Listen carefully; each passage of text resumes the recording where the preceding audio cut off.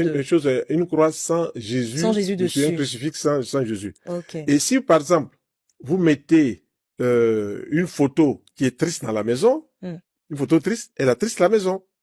Les ondes dégagées par l'image. Par exemple, la photo d'une femme qui pleure. Il ne faut pas mettre de photos de la femme qui pleure. Voilà. Voilà.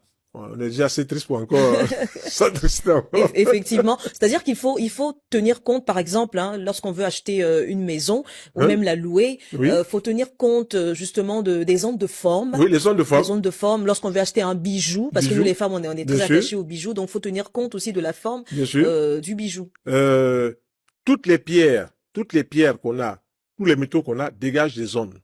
D'accord. Quand vous prenez de l'argent, les ondes qui sont dégagées par le métal argent sont des ondes apaisantes.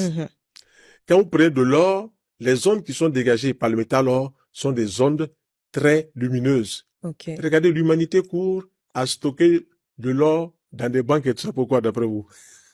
La grande question. Voilà.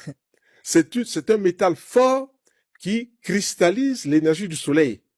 Voilà. Okay. L'or, c'est cela. Le métal inaltérable.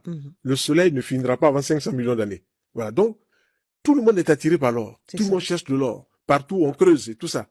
Mais personne ne s'est posé la question, mais l'or, là, c'est quoi? Voilà. On change, on peut prendre 500 millions, 600 millions, on donne 2, 3 barquettes d'or, on donne de l'argent en chose. Parce que l'or véhicule l'énergie de toute l'atmosphère dans laquelle nous vivons. C'est-à-dire l'énergie divine. Voilà. L'or véhicule cela. Mais comment comprendre cela? Ça encore, c'est un autre problème.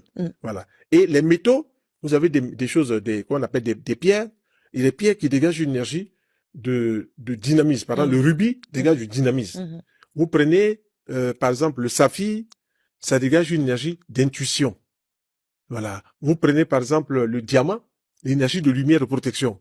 Vous prenez, par exemple, l'émeraude, c'est l'énergie de l'assise matérielle et de l'argent. Regardez, par exemple, certains évêques dans les églises chrétiennes catholiques portent des grosses bagues, portent des gros... Oui, quand vous voyez le pape, des fois, il sort sa toge, il y a plein de pierres. C'est pas par hasard.